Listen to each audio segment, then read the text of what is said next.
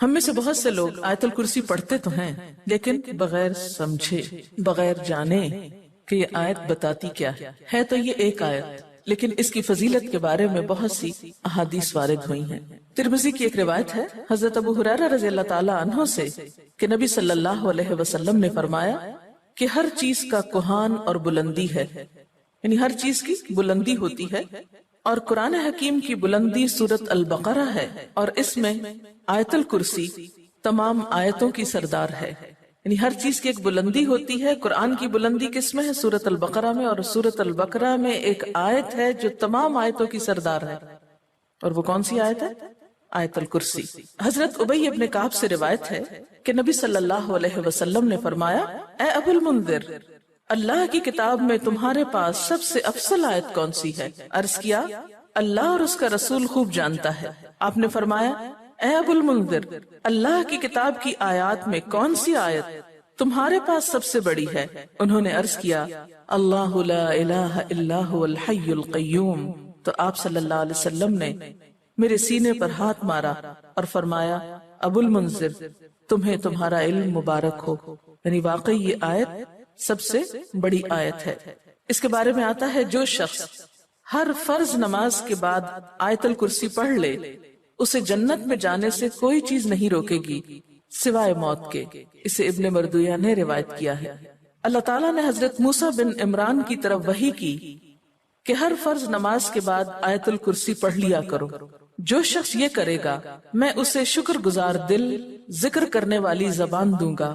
اس پر ہمیشگی صرف نبیوں سے ہوتی ہے، یا صدیقوں سے، یا اس بندے سے جس کا دل میں نے ایمان کے لیے آزما لیا ہو، یا اسے اپنی راہ میں شہید کرنا چاہتا ہوں۔ یعنی اس آیت کی پابندی ہر فرض نماز کے بعد اللہ کے خاص بندوں سے ہی ہوتی ہے۔ بس اپنے آپ کو چیک کر لیں کہ آپ ان میں شامل ہیں کہ نہیں، کیونکہ ہم نماز میں کچھ سوچتے رہتے ہیں، جو ہی سلام پھیرتے ہیں پھر بغیر کچھ سوچے سمجھے جو سوچ رہے ہوتے ہیں اس کو بیان کرنے لگتے ہیں، اور یہ بھول جاتے ہیں کہ یہ وقت آیت الکرسی پڑھنے کا ہے۔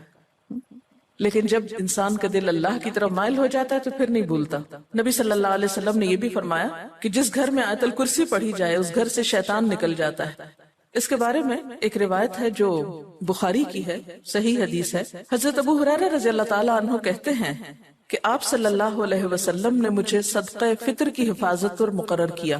فطرانہ جمع ہو رہا تھا اور آپ نے اس کی حفاظت کے لیے ان کو ایک طرح سے چوکیداری دی۔ کوئی شخص آیا اور غلہ چوری کرنے لگا، میں نے اسے پکڑ لیا اور کہا، میں تجھے رسول اللہ صلی اللہ علیہ وسلم کے پاس لے جاؤں گا۔ وہ کہنے لگا، میں محتاج ہوں، عیالدار ہوں، سخت تکلیف میں ہوں، چنانچہ میں نے اسے چھوڑ دیا۔ جب صبح ہوئی تو آپ نے مجھ سے پوچھا، ابو ہریرہ، آج رات تمہارے قیدی نے کیا کہا تھا؟ میں نے کہا، یا رسول اللہ صلی اللہ علیہ وسلم، اس نے محتاجی اور عیالداری کا شکوہ کیا تھا، مجھے رحم آیا تو میں نے اسے چھوڑ دیا۔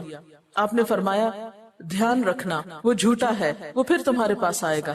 چنانچہ اگلی رات وہ پھر آیا اور غلہ اٹھانے لگا، میں نے اسے پکڑ لیا اور کہا، آج تو ضرور میں تمہیں نبی صلی اللہ علیہ وسلم کے پاس لے جاؤں گا۔ وہ کہنے لگا، مجھے چھوڑ دو، میں محتاج ہوں، عیالدار ہوں، آئندہ نہیں آؤں گا۔ مجھے پھر رحم آ گیا اور میں نے اسے چھوڑ دیا۔ صبح ہوئی تو آپ صلی اللہ علیہ وسلم نے مجھ سے پوچھا، ابو ہریرہ، تمہارے قیدی نے کیا کیا؟ میں نے کہا، یا رسول اللہ صلی اللہ علیہ وسلم، اس نے سخت محتاجی اور عیالداری کا شکوہ کیا، مجھے رحم آ گیا تو میں نے اسے چھوڑ دیا۔ آپ نے فرمایا، دھیان رکھنا، وہ جھوٹا ہے، وہ پھر آئے گا۔ چنانچہ تیسری بار میں طاق میں رہا، وہ آیا اور غلہ سمیٹنے لگا۔ میں نے کہا، اب تو میں تمہیں ضرور آپ صلی اللہ علیہ وسلم کے پاس لے جاؤں گا، اب یہ تیسری بار ہے، تو ہر بار یہی کہتا ہے کہ پھر نہ آؤں گا، مگر پھر آتا رہا۔ اس نے کہا، مجھے چھوڑ دو، میں تمہیں چند کلمے سکھاتا ہوں جو تمہیں فائدہ دیں گے۔ میں نے کہا، وہ کیا ہیں؟ کہنے لگا، جب تو سونے لگے تو آیت الکرسی پڑھ لیا کر، اللہ کی طرف سے ایک فرشتہ تیرا نگہبان ہوگا اور صبح تک شیطان تیرے پاس نہ آئے گا۔ صبح ہوئی تو آپ صلی اللہ علیہ وسلم نے مجھ سے پوچھا، تیرے قیدی نے آج رات کیا کیا؟ میں نے آپ صلی اللہ علیہ وسلم کو ساری بات بتلا دی تو آپ صلی اللہ علیہ وسلم نے فرمایا، اس نے یہ بات سچی کہی، حالانکہ وہ جھوٹا ہے۔ پھر آپ نے مجھ سے کہا، ابو ہریرہ، جانتے ہو 3 راتوں سے کون تمہارے پاس آتا رہا ہے؟ میں نے کہا، نہیں۔ آپ صلی اللہ علیہ وسلم نے فرمایا، وہ شیطان تھا جو انسانی شکل میں آ رہا تھا۔ اچھا آپ نے دیکھا ہوگا کہ بعض لوگ اس بات کی شکایت کرتے ہیں کہ ان کے پیسے لاکر میں سے اور تالے میں سے چوری ہو جاتے ہیں، ایک ایسی جگہ سے ان کے پیسے چرائے جاتے ہیں کہ جس کی چابی ان کے سوا کسی اور کے پاس نہیں۔ یہ بھی احتمال ہو سکتا ہے کہ اسی قسم کا کوئی شیطان آ کر ایسی حرکت کرتا ہو، تو اس کا حل یہی ہے کہ انسان سونے سے پہلے آیت الکرسی پڑھ کر چاروں طرف پھونک مارے تو پھر حفاظت ہو جاتی۔ آپ گھر سے نکلنے لگے یا ایسے اپنے لاکر کو لاک کرنے لگے تو آیت الکرسی پڑھ کر اس پر پھونک مار دیں، تو اللہ تعالیٰ ایک چوکیدار مقرر کر دیں گے، ایک فرشتے کو، پھر کوئی نہیں چرا سکے گا اس کی۔ تو بہرحال آیت الکرسی جو ہے یہ بہت ہی فضیلت والی آیت ہے۔ چلیے اب دیکھتے ہیں کہ اس آیت میں ہے کیا۔ اللہ لا الہ الا ہو، اللہ تعالیٰ اس کے سوا کوئی الہ نہیں۔ الہ کون ہوتا ہے؟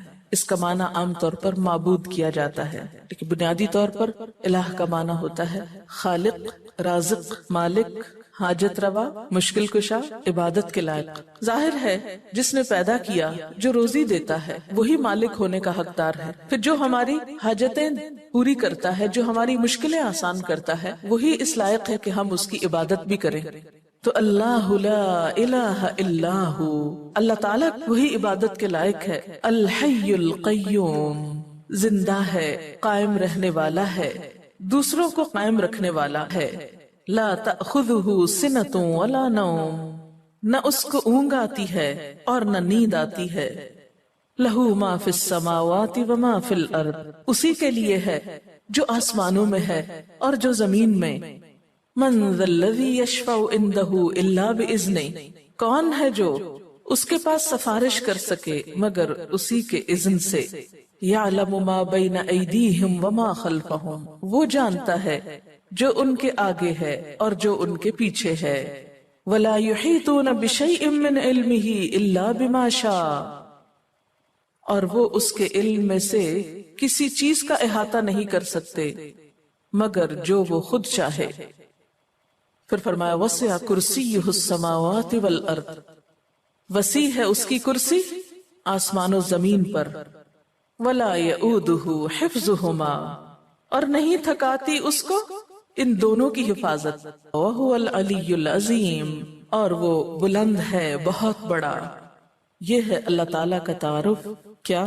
نمبر 1 اس کے سوا کوئی الہ نہیں، نمبر 2 وہ زندہ ہے، نمبر 3 قائم رہنے والا ہے، قائم رکھنے والا ہے، نمبر 4 اس کو نیند اور اونگ نہیں آتی، نمبر 5 آسمان و زمین کا مالک وہی ہے، نمبر 6 اس کے پاس کسی کی سفارش کام نہ کرے گی مگر اسی کی اجازت کے ساتھ، یعنی سارا اختیار قیامت کے دن اسی کے پاس ہوگا، نمبر 7 انسانوں کے سامنے اور انسانوں کے پیچھے، یعنی ان کا ماضی اور مستقبل سب کا علم وہ رکھتا ہے، نمبر 8 اس کے علم میں سے کوئی کچھ نہیں لے سکتا مگر جتنا وہ چاہے، یعنی اللہ کے علم جیسا علم کسی اور کا نہیں، نمبر 9 اس کی حکومت، قدرت، عظمت، اقتدار یا علم آسمان و زمین پر محیط ہے، چھایا ہوا ہے، اور نمبر 10 ان دونوں کی حفاظت اس کے لیے کچھ مشکل کام نہیں، نمبر 11 وہ بہت بلند،